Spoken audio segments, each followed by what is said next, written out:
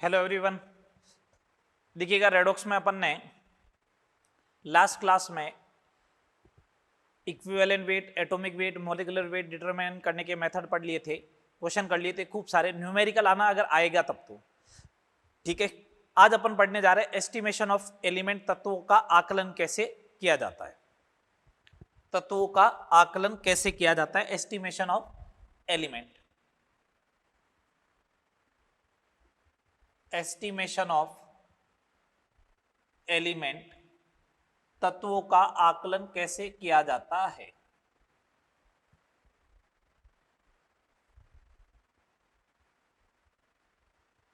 ठीक है बात। चलो,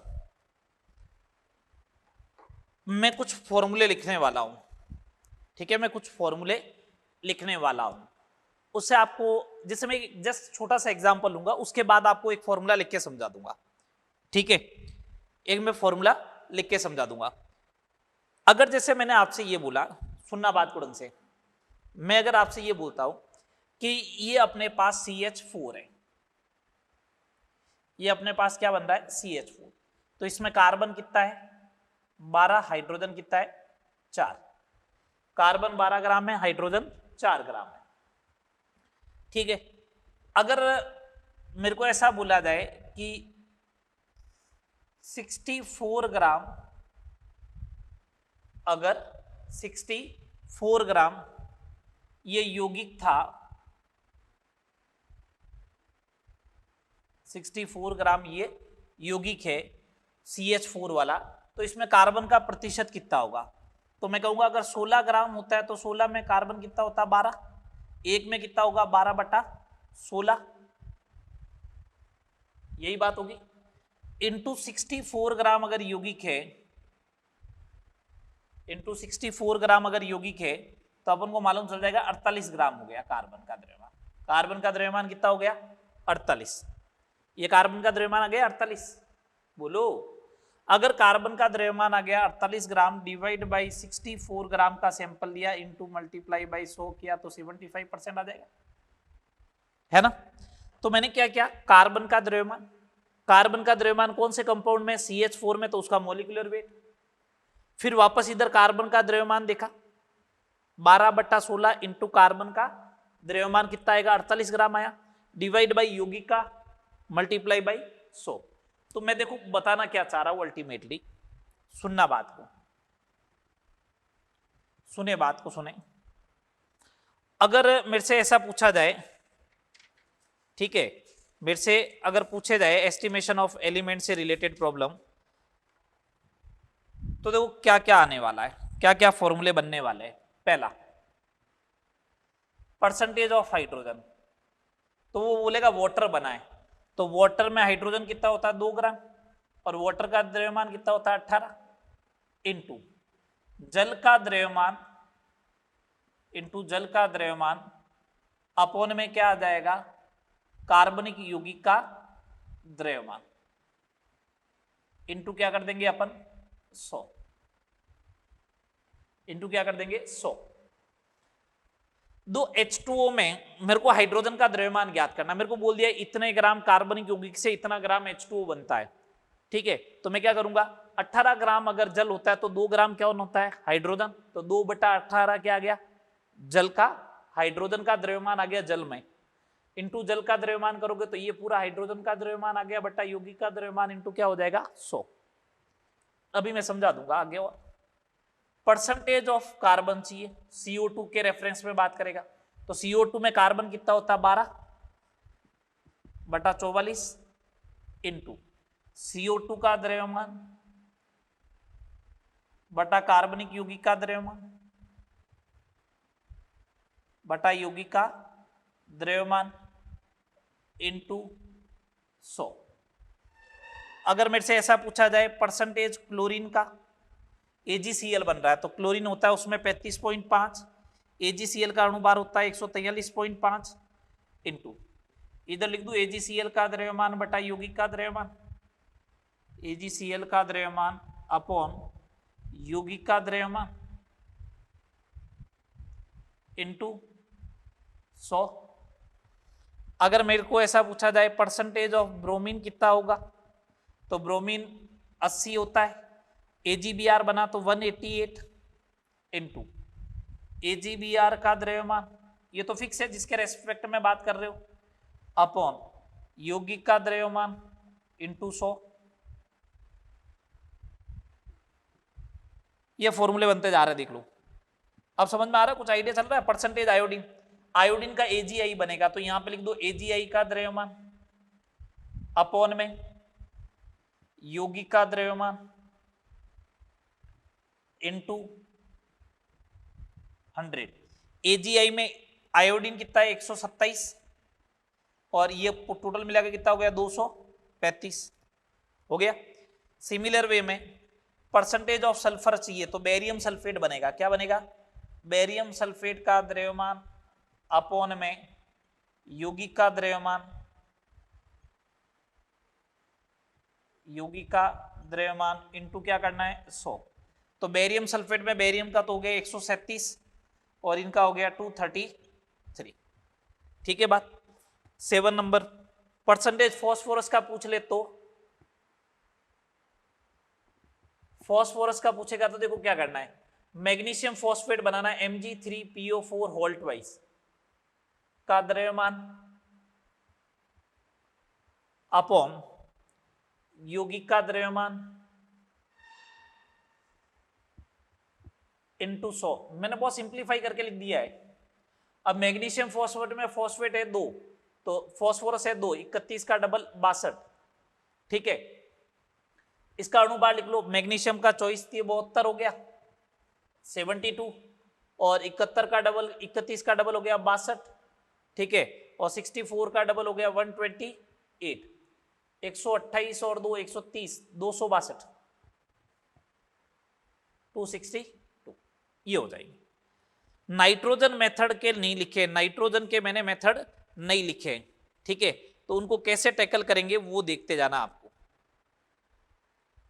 नाइट्रोजन का कैसे टैकल करना है वो देखते जाना है।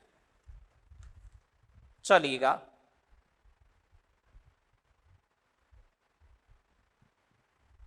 क्वेश्चन देखें। जैसे पहला क्वेश्चन 0.16 ग्राम कार्बनिक यौगिक के पूर्ण दहन पर, कार्बनिक यौगिक के पूर्ण दहन पर, पूर्ण दहन पर, मैं मेथड नहीं लगाऊंगा, सिस्टमेटिक करके बताऊंगा, फिर कहूंगा देखो मेथड से ही आ रहा है। पूर्ण दहन पर 0.44 ग्राम CO2 एवं 0.18 ग्राम H2O बनता है, तो यौगिक में कार्बन एवं हाइड्रोजन का द्रव्यमान प्रतिशत ज्ञात करो। सीधा क्वेश्चन आया है या नहीं है, बस अब आपको याद होना चाहिए। परसेंटेज ऑफ हाइड्रोजन चाहिए तो 2/18 इंटू वाटर कितना है 0.18 अपॉन यौगिक कितना है 0.16 इंटू 100। 18 से 18 गया 100/8, 12.5। देखो कितना सिंपल सा क्वेश्चन बन गया।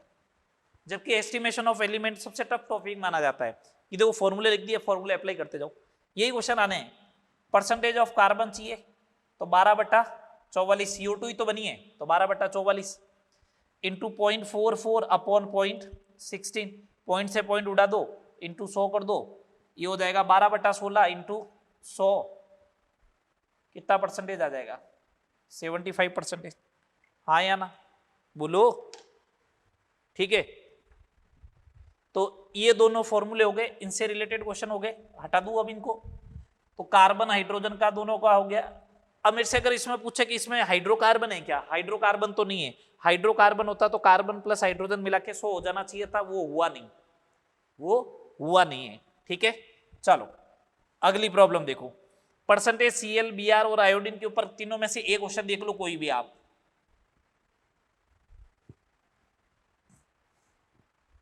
कोई भी एक मेथड देख लो, ठीक है ना, क्योंकि तीनों एक जैसे ही है। एक में AgCl दे रखा होगा, एक में AgBr दे रखा होगा, एक में AgI आएगा। ठीक है,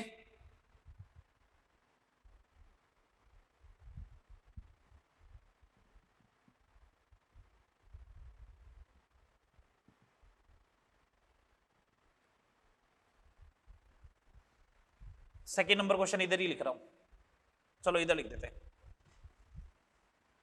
हेलोजन आकलन की कैरियस मेथड में 250 मिलीग्राम कार्बनिक यौगिक 141 मिलीग्राम AgBr देता है, तो यौगिक में Br का द्रव्यमान प्रतिशत ज्ञात करो। ये क्वेश्चन दे रखा है, Br का द्रव्यमान प्रतिशत ज्ञात करो। ठीक है, चलो देखते हैं, लगाओ। देखें, percentage of Br is equal to 80/188। कितना मिलीग्राम है? 141। ये कितना है? 250 इंटू 100। मिलीग्राम से मिलीग्राम कैंसिल हो जाएगा ना, मिलीग्राम से मिलीग्राम कैंसिल हो जाएगा। करो इसको, सॉल्व करो। ये कितना आएगा? 4 और ये हो जाएगा कितना? 10। 1 0 से 1 0 गया, ये हो गया 32 इंटू 141 अपॉन 188। अप्रोक्सीमेट 24% आ जाएगा। अप्रोक्सीमेट कितना आ जाएगा? 24% आ जाएगा। तो अगर यही AgCl होता तो यहाँ 35.5 और 143.5 लिख देता, ब्रोमीन हो गया। आयोडीन होता तो ऐसे कर देता। हो गए तीनों, तो ये तीनों हो गए एक साथ ही। ठीक है, अब अपन को परसेंटेज सल्फर के बारे में बात करनी।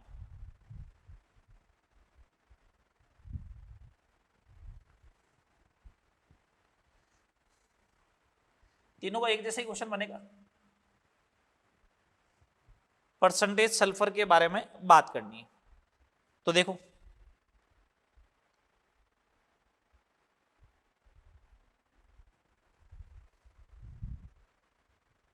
0.32 ग्राम कार्बनिक यौगिक, सल्फर युक्त कार्बनिक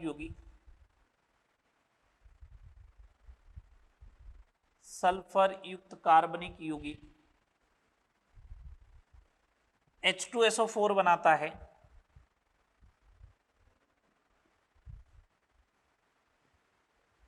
H2SO4 की अभिक्रिया BaCl2 से करवाने पर 0.233 ग्राम बेरियम सल्फेट बनता है।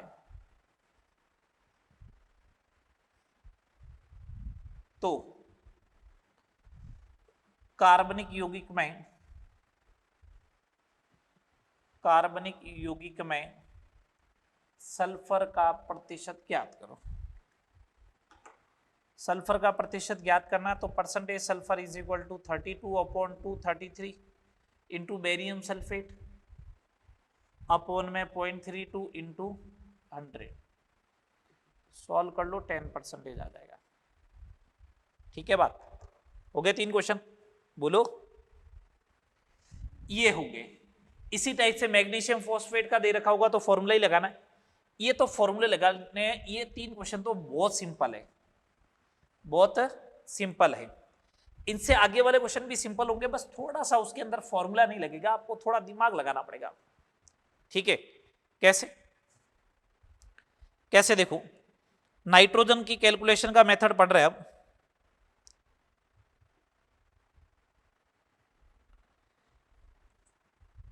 क्वेश्चन नंबर 4,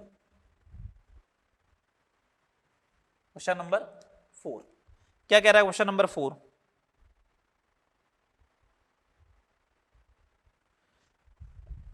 ड्यूमा विधि में नाइट्रोजन के आकलन की ड्यूमा विधि में 0.2 ग्राम कार्बनिक यौगिक 0.2 ग्राम कार्बनिक यौगिक 27 डिग्री सेल्सियस एवं 736 mm पर 27 डिग्री सेल्सियस एवं 736 mm पर 30 ml N2 गैस देता है। देता है तो यौगिक में नाइट्रोजन का द्रव्यमान प्रतिशत ज्ञात कीजिए यदि 27 डिग्री सेल्सियस पर जलीय तनाव एक्वस टेंशन 14 mmHg है। ये दे रखा क्वेश्चन, ठीक है। जलीय तनाव करके कुछ वर्ड लिखा है, आपको ये चेक करना है, ठीक है भैया। देखो इधर क्या होता है, बस नाम ध्यान रखना, ड्यूमा विधि। नाइट्रोजन के आकलन की विधि क्या होती है, ड्यूमा विधि। बाकी हेलोजन, सल्फर, फास्फोरस के आकलन की कौन सा मेथड है, कैरियस मेथड। ड्यूमा विधि में क्या करते हैं, कोई कार्बनिक यौगिक लेते हैं जैसे CXHY और NZ जिसमें नाइट्रोजन हो, इसका जब दहन करवाते हैं तो CO2 बन जाएगा प्लस H2O बन जाएगा। नाइट्रोजन का दहन नहीं होता, वो कौन सी फॉर्मेट में आता है, N2। अब N2 को कलेक्ट करते हो ना, ये इस टाइप से,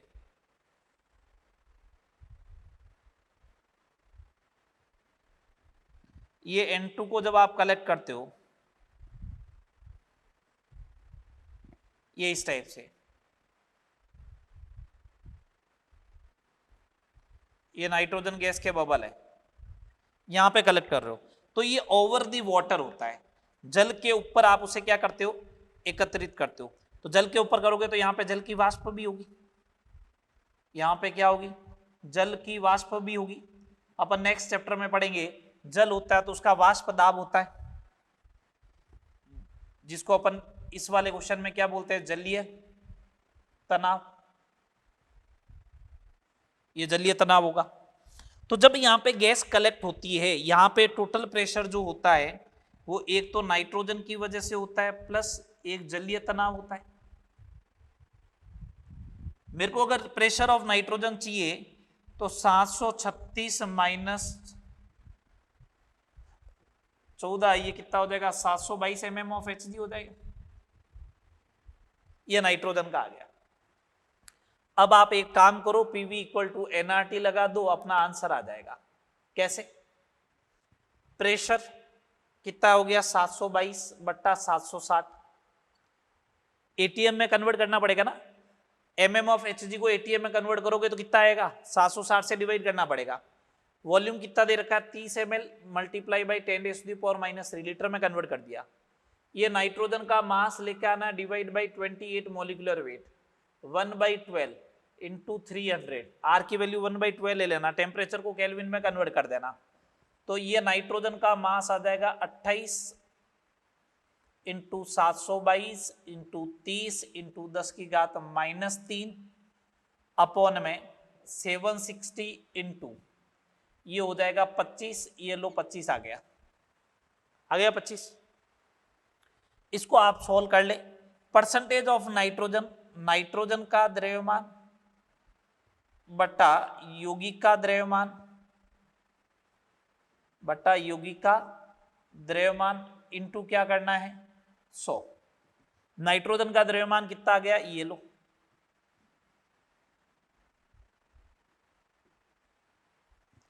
बट्टा यौगिक का द्रव्यमान, यौगिक का द्रव्यमान कितना है 0.2 इंटू 100, ये हो जाएगा। तो 1000 से 1000 तो कैंसिल हो गया पूरा, 28 इंटू 722 इंटू कितना हो जाएगा 3, और ये हो गया 76 इंटू 50, 76 इंटू 50। आप इसे सॉल्व कर ले, लगभग 16% के आसपास आने वाला है। आप इसे सॉल्व कर ले, 16% के आसपास आ जाएगा।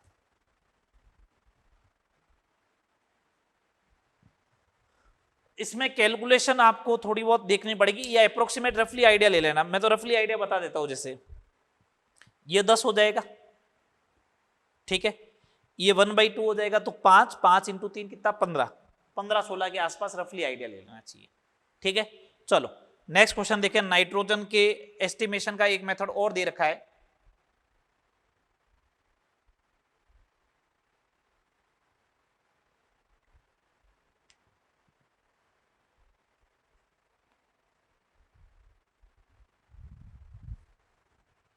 क्वेश्चन नंबर 5,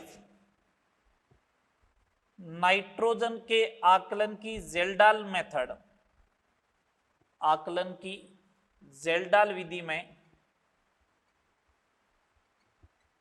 ड्यूमा मेथड और जेल्डाल मेथड, जेल्डाल विधि में 0.5 ग्राम कार्बनिक यौगिक,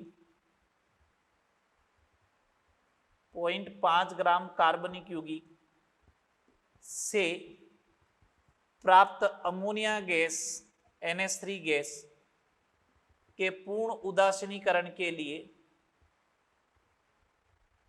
पूर्ण उदासीनीकरण के लिए 1 mH2SO4 के 10 ml की आवश्यकता होती है,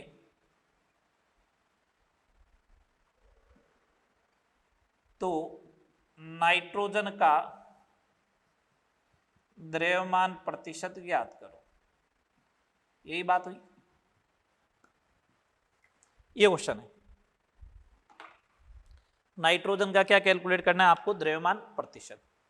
सुने बात को, इसमें क्या हुआ, अमोनिया गैस मिली, अमोनिया को न्यूट्रलाइज करवाता है किसके साथ? H2SO4 के साथ, तो बनता है अमोनियम सल्फेट। एक बात सोचें, अगर ये रिएक्शन हो रही तो इक्विवेलेंस ऑफ अमोनिया जो होगा वो इक्विवेलेंस ऑफ H2SO4 के बराबर होगा। फिर तो इक्विवेलेंस ऑफ अमोनिया जो होगा वो इक्विवेलेंस ऑफ H2SO4 के क्या होगा? बराबर होगा। करो बराबर, लगाओ इक्विवेलेंस का फॉर्मूला, N इंटू वी होता है, ये N आ गया इंटू वी, ml में है तो ये लो,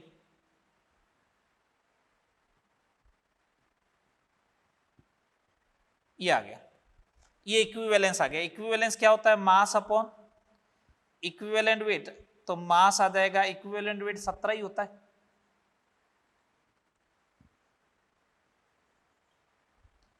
ये तो मास ऑफ अमोनिया आ गया। परसेंटेज ऑफ नाइट्रोजन, नाइट्रोजन कितना होता है अमोनिया में? 14, और अमोनिया का मोलिकुलर वेट कितना? 17, तो 14/17 इंटू 0.34 अपॉन कार्बनिक यौगिक का द्रव्यमान 0.5 इंटू 100, ये हटा दो, ये 50 आ जाएगा, 50 का मल्टीप्लाई 2, 17 दूना 34, 2 दूनी 4, 4 इंटू 14, 56% आ जाएगा। कितना आ जाएगा?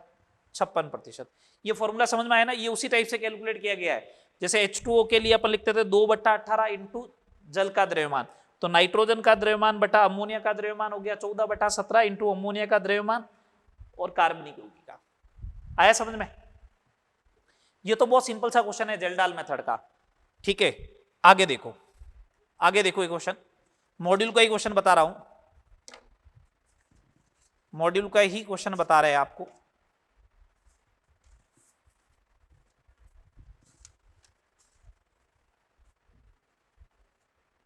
ठीक है, क्या डेटा दे रखा था उसके अंदर और किस टाइप का क्वेश्चन पूछा गया।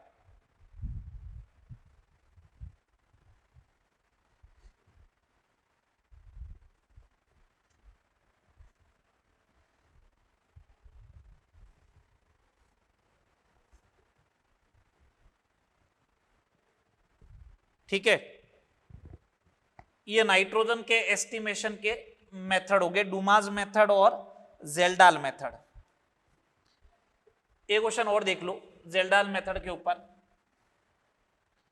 इसमें बैक टाइट्रेशन का करके कंसेप्ट लगेगा।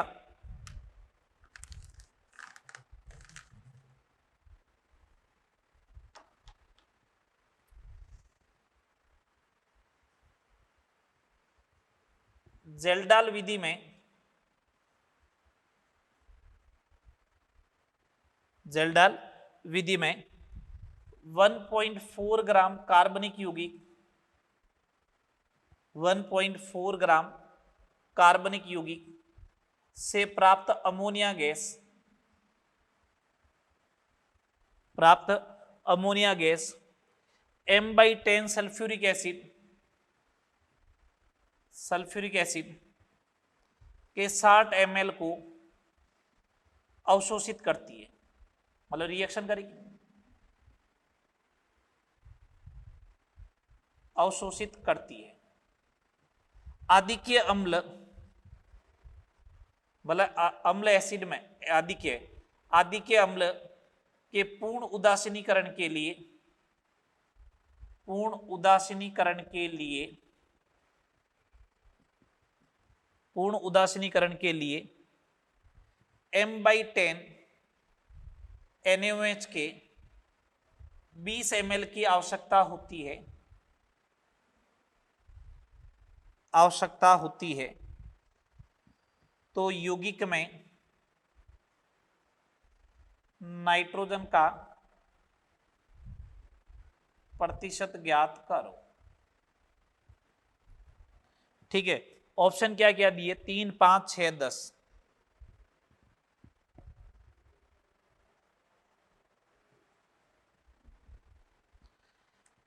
ऐसा क्वेश्चन मैंने लास्ट क्लास में कॉन्सेप्ट ऑफ इक्विवेलेंस पे करवाया था। आपको तो ये ध्यान रखना है कि इसका मतलब H2SO4 जो है ना, वो दो के साथ रिएक्शन करता है। किस किस के साथ? अमोनिया के साथ प्लस NaOH के साथ।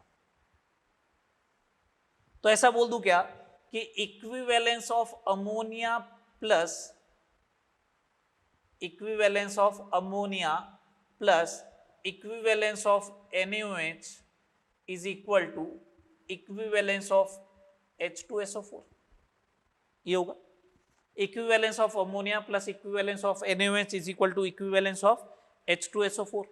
अगर ये होगा तो इक्विवेलेंस ऑफ अमोनिया जो होगा वो equivalence of H2SO4 1/10 into 2 n factor का मल्टीप्लाई करना है इंटू 60 माइनस NaOH का इक्विवेलेंस कितना है 1/10 n फैक्टर 1 मल्टीप्लाई बाई 20। ये मिली इक्विवेलेंस आएगा, ध्यान रखना। 6 दूनी 12, 12 में से 2 गया 10, मिली इक्विवेलेंस है इसलिए ये कर दिया। कितना आएगा 0.01 आएगा। ये हो जाएगा मास अपॉन इक्विवेलेंट मास। तो मास आ जाएगा, इक्विवेलेंट मास होता 17.17 ग्राम। अब percentage of nitrogen 14/17 into 0.17 divide by organic compound कितना है 1.4 इंटू 100। यही बात हुई। एक काम करो, ये लो 14 से 14 कैंसिल, 10%। ये आंसर आ जाएगा डी। आगे आंसर डी। ये नाइट्रोजन के एस्टिमेशन के मेथड हो गए दोनों मेथड। ये प्रीवियस ईयर में आया हुआ तो अपन को आइडिया रहे कि इस टाइप का क्वेश्चन आता है। ठीक है, अब कुछ क्वेश्चन मैं मॉड्यूल के करवा देता हूं रेडॉक्स वाले चैप्टर से रिलेटेड। मूल से रिलेटेड मैं आपसे करवा भी चुका हूं।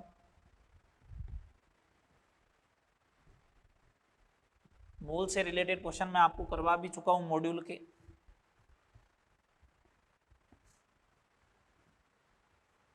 ठीक है बात, चले आगे। चल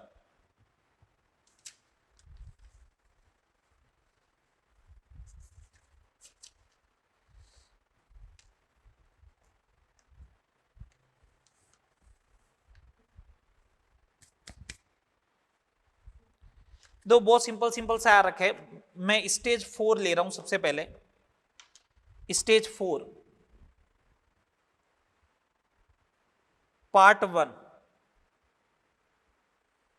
ठीक है, इसमें से मेरे को जो लग रहा है कि क्वेश्चन नहीं करवा रखा है वो मैं डिस्कस कर रहा हूं। उसके अलावा लगभग मैंने सारे क्वेश्चन करवा रखे हैं। Question number 2। क्वेश्चन नंबर 2 में ये बोला है कि ये 20 ml है 0.05 m HCl के, प्लस इसको मिक्स किया गया है 30 ml किसके साथ 0.10 मोलर बेरियम हाइड्रोक्साइड के साथ। और मेरे से पूछा गया OH माइनस क्या होगा फाइनल में, मोलरिटी क्या होगी, ये क्वेश्चन पूछा गया। ठीक है, कैसे टैकल करें? मेरे को मालूम है barium hydroxide plus 2 times HCl reaction करता है तो क्या बनाता है BaCl2 बनाएगा, प्लस 2 टाइम्स क्या बनाएगा वाटर। इसके मोल कैलकुलेट कर लो। 20 को 5 से मल्टीप्लाई करते तो आता 100, आता 100। तो इसका मतलब 1 मिलीमोल है। इसका कितना मिलीमोल है 1 मिलीमोल। इस सॉरी इसका नहीं, इसका। और इसका कितना हो गया 0.3 मिलीमोल।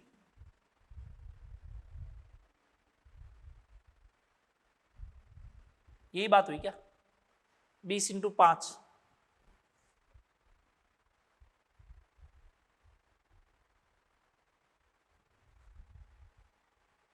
सॉरी इसके आएंगे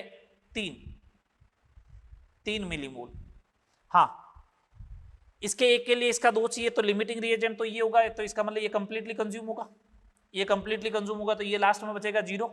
इसके 2 के लिए आधा ही गया, तो एक के लिए 2.5 मिलीमोल बच जाएगा, 2.5 मिलीमोल।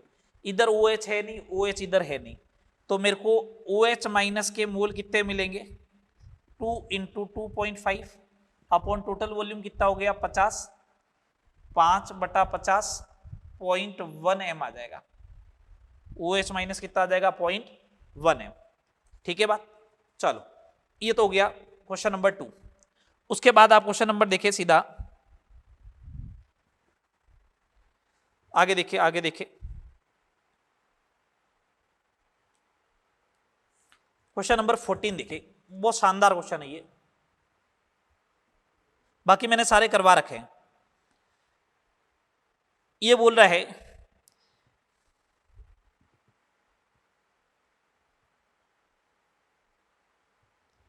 4 ऑप्शन दे रखे, FeSO3, ferrous oxalate, ferrous nitrite और FeSO4। बोला इनके सेम मोल है, इनसे रिएक्ट करने के लिए KMnO4 के न्यूनतम मोल किसमें आवश्यक होंगे और कौन से मीडियम में, एसिडिक में बोला है। ठीक है, बहुत सिंपल सा क्वेश्चन है, देखना। इनके सेम मोल बोले तो मैं इनका सबका मोल एक एक मान लू, सेम बोले तो एक एक मान लू। मेरे को एक चीज मालूम है, इसने बोला KMnO4 के न्यूनतम मोल किसमें चाहिए। जब ये रेडॉक्स टाइट्रेशन है तो इक्विवेलेंस ऑफ KMnO4 जो होगा वो इक्विवेलेंस ऑफ रिड्यूसिंग एजेंट के बराबर आएगा। इसका क्या होगा, mole into n factor is equal to इसका मोल इंटू एन फैक्टर। ठीक है, तो मोल ऑफ KMnO4 जो आएगा, एसिडिक मीडियम में एन फैक्टर 5 होता है, तो ये mole into n factor divide by 5।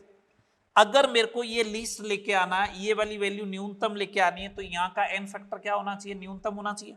बोलो हाँ या ना।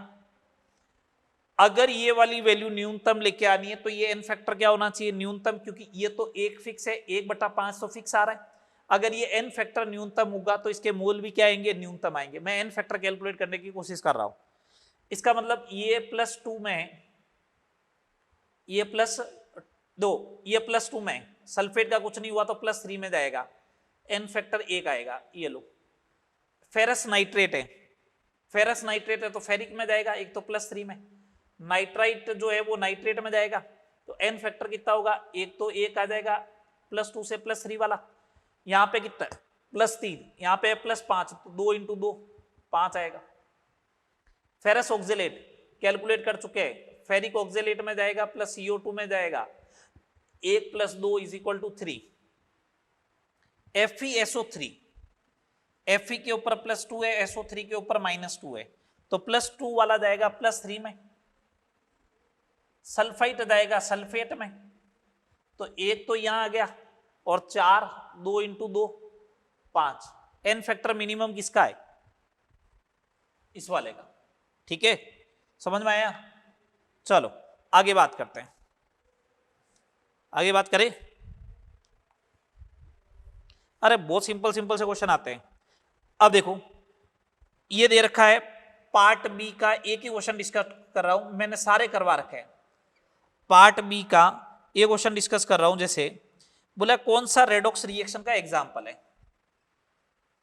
Question number 7, first option XeF4 + O2F2 convert हुआ XeF6 + O2 के अंदर, कौन सा रेडॉक्स का एग्जांपल है। XeF2 + PF5 = XeF5 PF6-, यहां प्लस आएगा,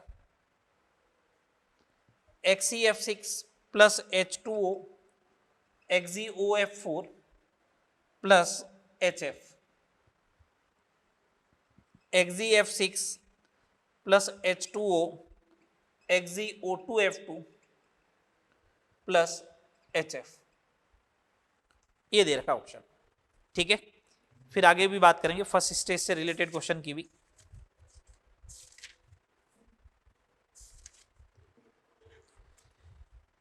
चलिएगा देखिएगा, रेडॉक्स देखना है तो आपको तो ऑक्सीडेशन नंबर ही चेक करना है अल्टीमेटली। तो क्या चेक करना है? ऑक्सीडेशन नंबर +4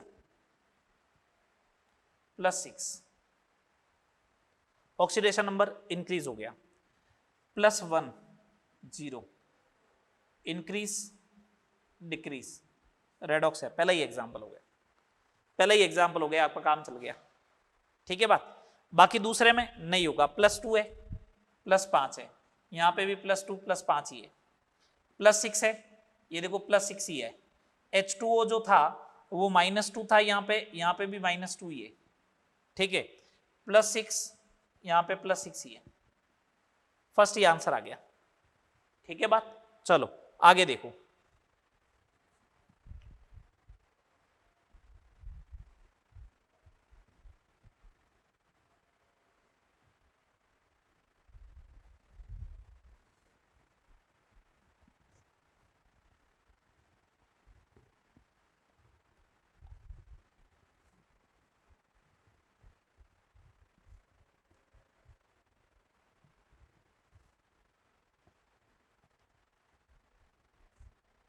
चलिए स्टेज फर्स्ट के क्वेश्चन बता रहा हूं कुछ। ये स्टेज फर्स्ट,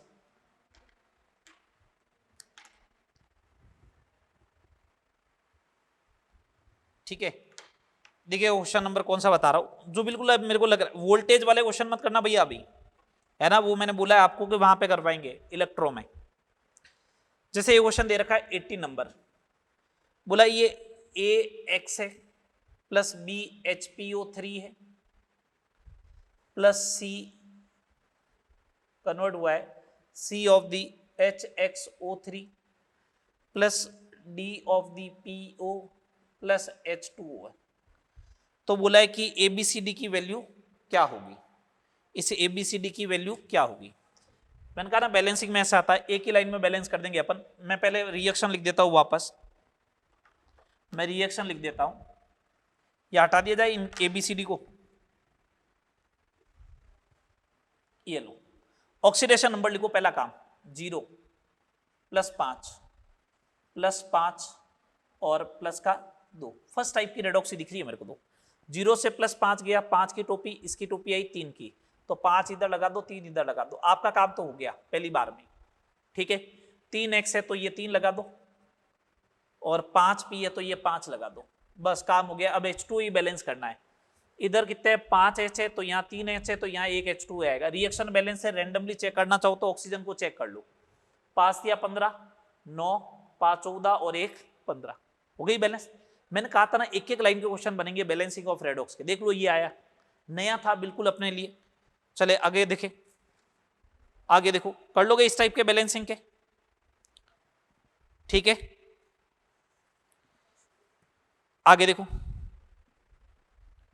और देखो क्वेश्चन नंबर दे रखा है 92, एक रिएक्शन दे रखी KMnO4 2 times plus 5 times H2S plus 6H plus, ये कन्वर्ट हुआ 2 टाइम्स Mn+2 में प्लस 2 टाइम्स K प्लस में प्लस 5 टाइम्स S में प्लस 8 टाइम्स H2O में। ये बोला कि 1 मोल रिड्यूसिंग एजेंट के ऑक्सीकरण में कितने मोल इलेक्ट्रॉन प्रयुक्त होते हैं।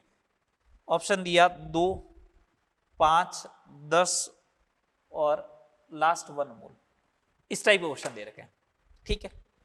मैं आपको एक सिंपल सी बात बता रहा हूं, Mn का ऑक्सीडेशन नंबर +7 है, Mn का ऑक्सीडेशन नंबर +2 है, 7 से 5 2 में आया, 5 इलेक्ट्रॉन इसने ग्रहण किए, 2 लगा हुआ है, तो 10 मोल इलेक्ट्रॉन ग्रहण कर रहा है। इसका मतलब 10 मोल इलेक्ट्रॉन का ट्रांसफर हुआ, ओवरऑल बात तो ये टोटल इलेक्ट्रॉन ट्रांसफर जो है वो 10 मोल का हुआ। कितने मोल का हुआ? 10 मोल का, ठीक है बात। अब सुनना बात को, टोटल इलेक्ट्रॉन ट्रांसफर अगर 10 मोल का हुआ है तो H2S के लिए भी सेम ही बात रहेगी, बोलो। H2S के लिए भी सेम रहेगा, इसके 1 मोल के लिए, तो 5 मोल के लिए आ रहे हैं 10 मोल इलेक्ट्रॉन। ये देखो 5 मोल के लिए रिड्यूसिंग एजेंट तो ये है ना, 5 मोल के लिए आए 10 मोल इलेक्ट्रॉन, तो 1 मोल के लिए कितना आएगा 10/5, 2, 10/5, 2। बात समझ में आई? आगे देखो, और देखो क्वेश्चन देखो, कर लोगे इस टाइप से। जैसे एक क्वेश्चन दे रखा है आपको, क्वेश्चन नंबर 100, उसमें ये दे रखा है कि कौन सी रिएक्शन में जो है वो SO2 जो है वो act as a oxidising agent. ठीक है, first option SO2 plus H2O convert हुआ H2SO3। दूसरा H2S प्लस SO2 कन्वर्ट हुआ सल्फर में। Cl2 प्लस SO2 कन्वर्ट हुआ SO2Cl2 में। और MnO4 minus plus SO2 convert हुआ SO4-2 में प्लस Mn+2 में। ये है क्वेश्चन। अपन से ये पूछा है कौन से में जो है वो एज ए ऑक्सीडाइजिंग एजेंट की तरह काम कर रहा है। ऑक्सीडाइजिंग एजेंट, ऑक्सीडाइजिंग एजेंट का मतलब दूसरों का ऑक्सीडेशन, सेल्फ का रिडक्शन, इसका मतलब ऑक्सीडेशन नंबर डिक्रीज। +4 नहीं बैठेगा। SO2 की बात है, +4 किस में गया 0 में, काम हो गया भैया, यही है। ठीक है, यही है। इसके अंदर +4, इधर है +6, नहीं बैठेगा। इधर है +4 +6 नहीं बैठेगा। आंसर कौन सा आ गया? सेकंड। आंसर कौन सा आ गया? सेकंड। तो देखो इस टाइप के क्वेश्चन को टैकल कर लोगे क्या नहीं कर पाओगे? एक क्वेश्चन और देख लो, जैसे ये क्वेश्चन नंबर 113 दे रखा है, एक रिएक्शन दे रखी है H2O2 प्लस I- कन्वर्ट होगा I2 plus 2 times OH minus, यहां पे 2 दे भी रखा है। इसने बोला 0.3 H2O2 का वॉल्यूम कितना रिक्वायर्ड होगा? 90 ml KI के ऑक्सीडेशन के लिए 0.1 m। ठीक है, ये क्वेश्चन दे रखा है। तो करना क्या है आपको? करना क्या है, आप लगाइएगा, इक्विवेलेंस बराबर करो। इक्विवेलेंस किसके? H2O2 के किसके बराबर करो? इक्विवेलेंस ऑफ KI के। लगाओ। H2O2 का 0.3 इंटू 2, एन फैक्टर 2 होता है, होता है 2, एन फैक्टर 2 होता है। 0.3 इंटू 2 अपॉन वॉल्यूम कैलकुलेट करना है। इसका 90 ml इंटू 0.1, एन फैक्टर एक ही I- का I2 में कन्वर्ट होने का, एक ही है। तो V बराबर 9/0.6 कितना ml आ जाएगा? 15 ml आ जाएगा। कितना ml आ जाएगा? 15 ml आ जाएगा। बात क्लियर? ये आपका जो है वो रेडॉक्स और मोल कंसेप्ट की फर्स्ट यूनिट जो है वो कंप्लीट हुई। ठीक है, स्टेज 4 मैंने करवाई दिया इसका। स्टेज फर्स्ट के कुछ क्वेश्चन मैंने सेलेक्टिव आपको बता दिए। ठीक है, मोल में भी मैंने आपको बता दिया था। सारे टॉपिक हो गए। ठीक है, यहां तक करना। नेक्स्ट क्लास में नई यूनिट के साथ मिलते हैं। ठीक है, ओके, थैंक यू।